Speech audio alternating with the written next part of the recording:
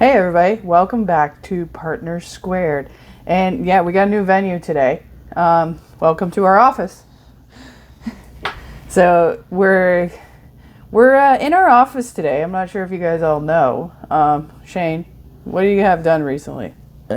This, if you can see it. So yeah, Shane had a nice little knee surgery. So we figured life would be a little easier in here in our office than trying to, drag him, poor guy on crutches, to a meeting room. So yeah, what's today's topic, Shane? Today's topic is like dynamics of new projects. Ooh, good one. And it is also Star Wars Day. It is Star Wars Day. I'm not a huge Star Wars fan, but Shane certainly is. As you can see, this thing is in our office. And this thing, which is, thank you, Abby, for my birthday present a couple years ago. But yes, may the 4th be with you. Yeah. So now that we got that all over done, and thanks again, Abby, you the best. It's time to kind of chat about how we do a website when we get a big website project. Shane, do you want to start or us any up? project, because they all start the same somewhat. We sit down, we have a meeting, we figure out who's going to do what first. Like, say it's a website, as Lisa mentioned. It could be Lisa starts out doing wireframes, and then I start working on the technical end by, attaching the domain, building up all the stuff in the back end to get things ready, and then she hands it over to me, and then I start building. Yeah, and we're not gonna lie. Sometimes it happens that Shane's busier than I am. So in a dynamic like that, who am not the biggest fan of having to do this, but I do it anyways. I'll start programming the site and developing the back end of it while Shane is doing other things. And it's not a bad thing to, in a smaller company like ours, it's actually great to have different skill sets or skill sets that are similar.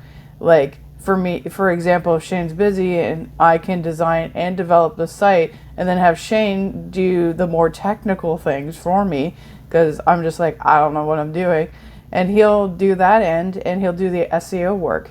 Or if I'm super busy, I get him to actually start looking and start figuring out the design of the website, what should go first, the user experience. So I always say, always have those skills that will interact with each other. Like, it's not a bad thing that both of us can take photos. Both of us, when it's a small company, the more skills each partner has, the better things will flow in projects. So, and this can happen. You all of a sudden have a dump of projects, and it's like, what do we do? And, you have to divvy up and whatever, and based on the current workload. So, like, for example, we have monthly retainer clients that we work with, and we both work on different aspects of those clients, or one has one client, one has another.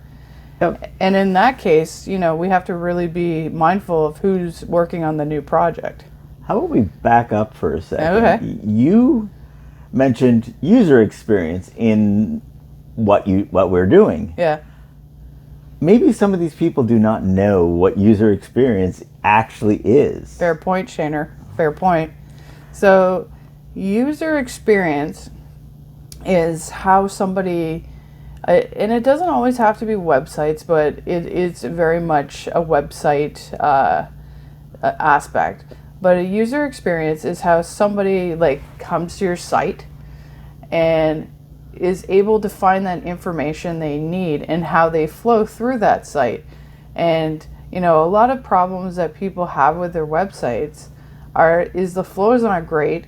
The viewers coming to the site, but they have absolutely no idea where to go to find the information they need. In some cases, it can be hidden. In some cases, it's just not in a logical spot. So, that's really important. And that also comes into play with print work. People don't print work, and how placement of things are done, even trade shows. Like, user experience is actually everywhere, and we just really don't pay attention to it. I'm actually, and like we're huge on learning, so I'm actually taking a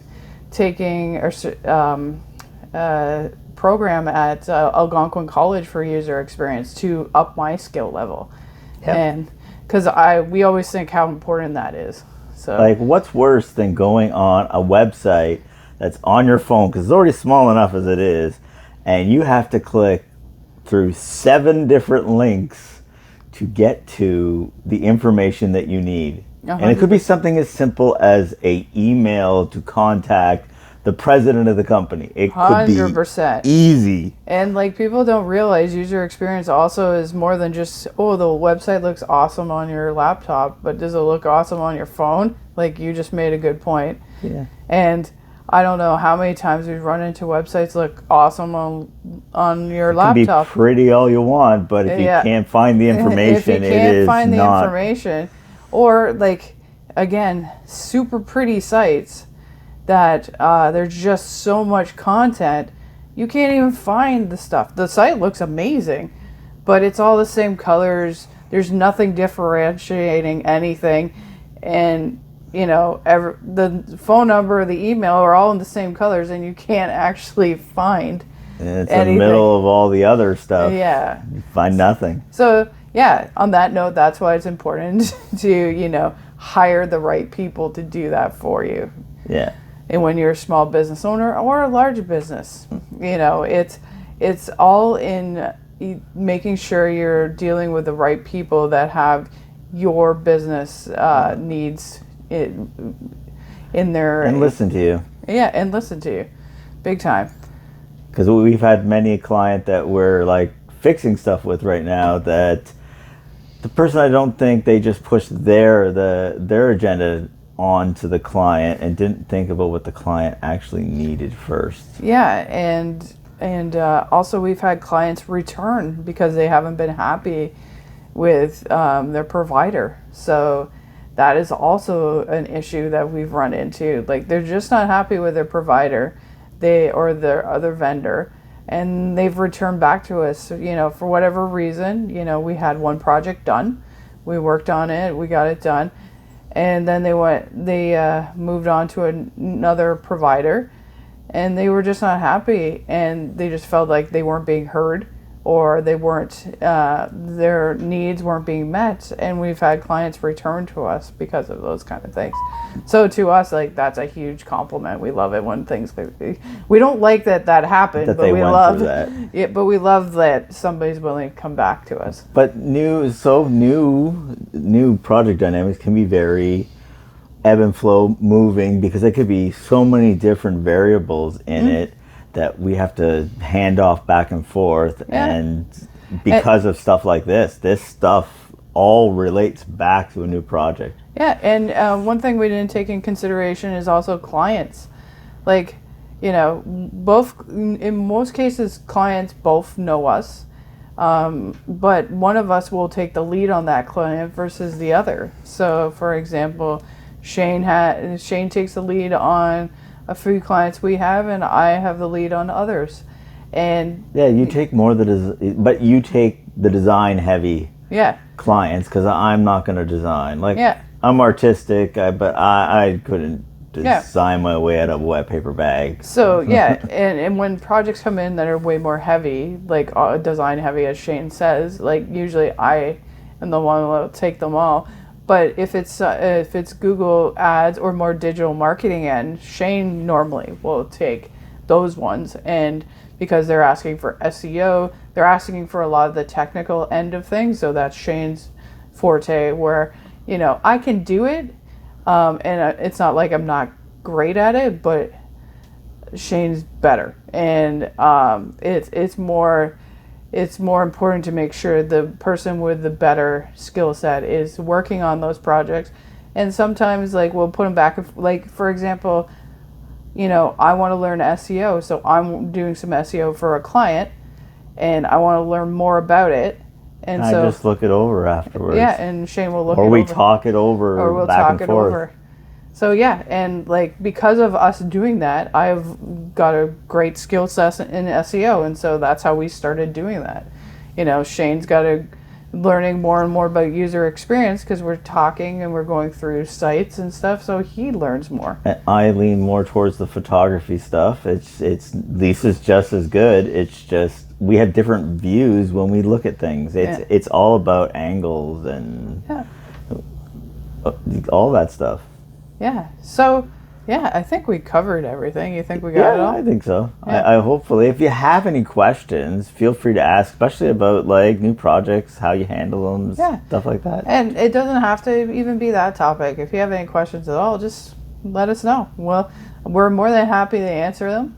And we'll spin up another video. Yeah. So and it'll just for the next couple of weeks. I think we're going to be like this because I'm another 3 to 4 weeks off my feet plus millions of physio. Yeah. And, you know, I'm basically, you know, his slave right now. So, yeah. Not a slave, a well-appreciated partner. Oh, here we go. So, yes, it was we're happy to be able to get back to these videos. We're happy that Shane is feeling better. And, yeah, we're hoping Yeah, I miss doing them. It was really, really hard with all the... Because I don't have much movement in my leg right now. Let's be honest. Shane had a lot of painkillers. Mm-hmm. That too. Mm-hmm. Somebody was a little fuzzy. Yeah, my brain was not working the way it normally did. Yes. So again, thank you for watching our videos. We really appreciate it. And we'll be talking to you guys soon. Take care. See you later.